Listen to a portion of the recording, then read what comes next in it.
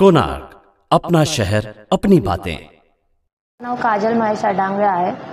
जे प्रकरण घडलं आहे ज्याच्यामध्ये माझ्या नवऱ्यावरती 307 असा गुन्हा दाखल केला आहे आणि जर तुम्ही बघाल माझ्या दीरावरती आणि माझ्या नवऱ्यावरती हल्ला केला आहे लोखंडाने। हे लोक जखमी आहेत पण समोरच्यानी ज्यांनी हल्ला केला आहे त्यांच्यावरती काहीच गुन्हा दाखल केला नाही आहे। त्याशिवाय तिकडे हातगाडी पलटी झाली आणि तिकडे तलवार ठेवून खोटे आरोप लावले।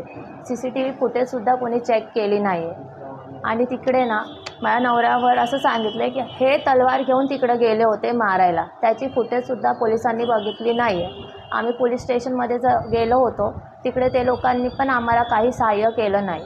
आता सध्या मी ACP आणि DCPला अर्ज केला आहे, त्याबाबत आम्हाला त्यांची हेल्प हवी आहे म्हणून। आणि माझ्या दीरावरती त्या लोकांनी गरम पाण्याने हल्ला केला होता, त्याच्याबद्दल पण आम्ही पोलिसांना सांगितलं। त्याच्यानंतर दुसऱ्या दिवशी माझी सासू आंघोळ करत असताना ह्यांच्या बायकांनी हे लोक घरात आलेले। आम्ही पोलिसांना सांगितलं तरी पोलीस हे बोलले की तुमच्याकडे काय पुरावा आहे म्हणून।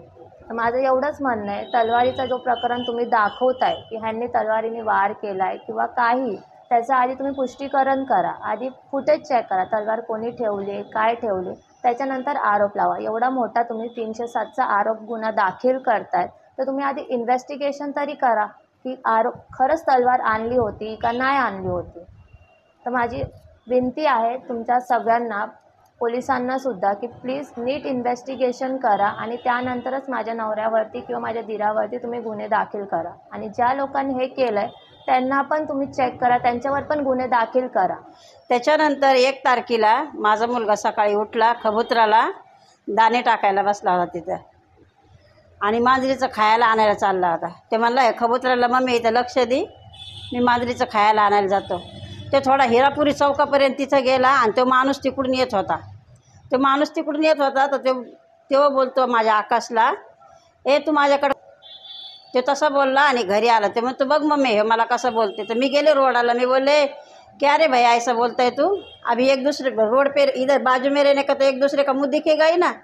हाँ असं बोलला आणि लगेच ते म्हणतो हे ललवा ललवा आजा आजा निकल सामान, सब डांडा निकाल, इसका तो आज काम ही करने का। असं बोलला। माझा मुलगा उभा राहूस तर ते मागून एक आला, त्याने त्याच्या डोक्यामध्ये रॉड टाकला। मुलगा माझा खाली पडला। मी एकटी आरडते बोंबले ते, तर माझ्या दुसरा मुलगा सकाळी कामाला गेला होता, 10 वाजता आला तो जेवायला। मी त्याला आवाज दिला, रव्या रव्या रव्या करूस तर त्यांनी ह्याला मारलं खाली, त्याच्या अंगावर ते पडला। तर हे रवी तिकडून आला, त्याच्या पण डोक्यात दांडा त्या अशोकने डोक्यात दांडा घातला आणि कल्लू, अशोक, सूरज ह्या 4-5 जणांनी मिळून त्याला मारलं। त्याच्यामध्ये मी, माझा मुलगा आणि दुसरा माझा बारका मुलगा, आम्ही तिघंच होतो तिथं।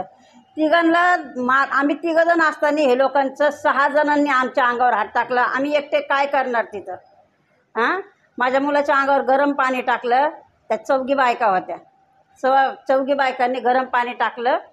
मी तिथे एकटीच होते, त्या 4 बाया आणि 6 माणसं होते तिथं, माझे 2 मुलं। ह्यांच्यासमोर मी एकटी बाई काय करणार। माझ्या दोन्ही पोरांना रक्ताच्या थारोळ्यात उभा केले। तसं झालं, मी पोलीस स्टेशनला गेले, पोलिसांसमोर माझा मुलगा एवढा रक्ताने भरलाय, उभा राहिलाय।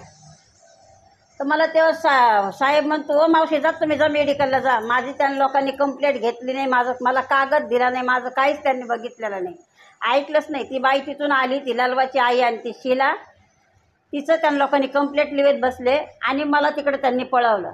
माझा दुसरा मुलगा पण आला, ते म्हणले तू पण जा रे इथून। मग ती ललवा, अशोक हे 4 जण तिथं कंप्लेंट लिहित बसले, आमची त्यांनी कंप्लेंट काही घेतलेली नाही आहे। सर मेरा नाम नीरज है, मैं सरबत का हाथगाड़ा लगाता हूँ। महेश आंगड़े और आकाश आंगड़े मेरे जानलेवा हमला किए, तलवार लेके आए थे मारने को। वो लोग गरम मसालिए से मारे। मेरी बहन को, मेरी चाची को, सबको गाली दे रहे गंदा। उसकी बहन मेरे को चौकी में मारी चप्पल से। बिना मतलब झगड़ा करो, 2 साल से तंग कर रखे वो लोग। 2 महीना पहले पैसा मांगा था, 2 साल से पैसा मांग रहे वो लोग। बोलते 10,000 हफ्ता दो, नहीं दो तुम लोग भैया लोग की रहने की औकात नहीं, इधर भगा डालेंगे, मार डालेंगे। रवि आंगड़े बोलता है कि मार दे, महेश आंगड़े बोलता है कि इसको मार डालेंगे, ख़त्म कर देंगे। आकाश मेरे जानलेवा हमला है, हमने ACP DCP को भी दिया है लेटर लिख के, तो भी इतना कुछ सुनवाई नहीं हो रहा है। इस बात को लेकर विवाद शुरू हुआ था।